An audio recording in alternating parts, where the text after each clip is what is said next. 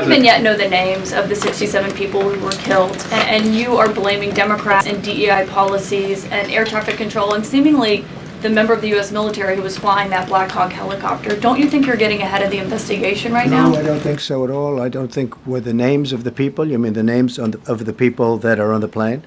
You think that's going to make a difference? Does it comfort their families They to are hear you a blaming group of DEI people that have policies? lost their lives. If you want a list of the names, we can give you that. We'll be giving that very soon. We're in coordination with American Airlines. We're in coordination very strongly, obviously, with the military. But I think that's not a very smart question. But are you I'm blaming- surprised coming from you. I'm trying to figure out how you can come to the conclusion right now that diversity had something to do with this crash. Because I have common sense, okay? And unfortunately, a lot of people don't.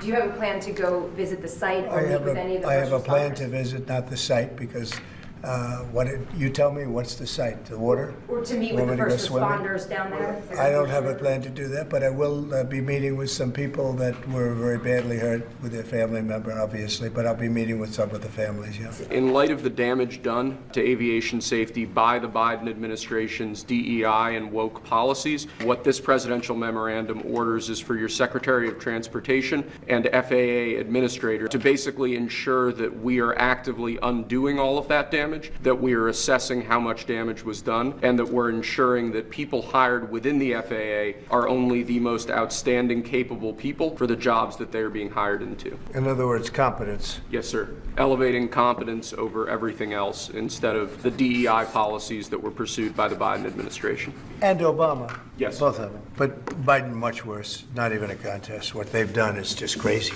in so many other ways. Are you saying race or gender played a role in this tragedy? It may have, I don't know. Incompetence might have played a role. We'll let you know that. But we want the most competent people. We don't care what race they are. 64 people lost their lives last night. If you aren't confident that DEI had any role, why bring it up? Well, all I'm talking about is competence. In that particular position, we have to have the most competent people in our country because we're talking about lives. Now, it may or may not have had to do, but I don't like the fact that the helicopter was at the exact same level as the airplane. The helicopter should have been 1,000 feet or 500 feet above it or something below it. The plane was at 300 to 400 feet, or the helicopter could have stopped. The plane can't be stopped, but the plane was on a schedule that was, it was along a track. They call it a track. And it's the same track that every other plane's used for many years. It was going down and landing, and the helicopter got in its way. And if the helicopter was higher or lower or stopped or turning left or turning right at a quicker time, I mean, it turned, but it turned when it was too late.